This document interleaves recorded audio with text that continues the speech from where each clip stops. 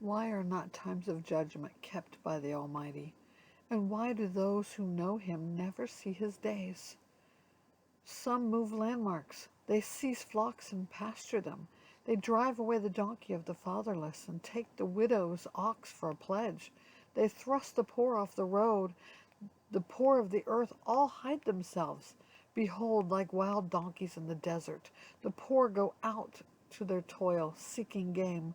The wastelands yield food for their children.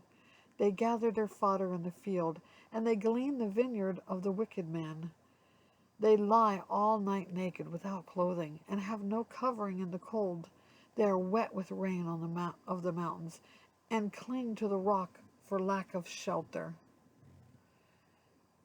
There are those who snatch the fatherless child from the breast, and they take a pledge against the poor. They go about naked without clothing, hungry. They carry the sheaves. Among the olive rows of the wicked they make oil. They tread the wine presses, but suffer thirst. From out of the city the dying groan, and the soul of the wounded cries for help.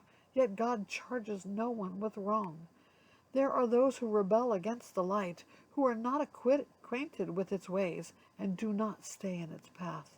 The murderer rises before its light, that he may kill the poor and needy, and in the night he is like a thief.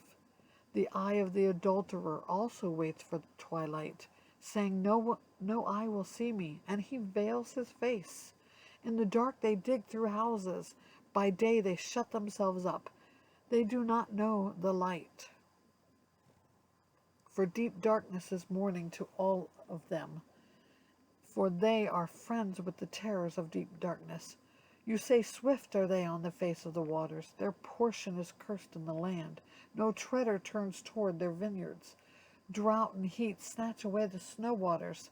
So does Sheol those who have sinned.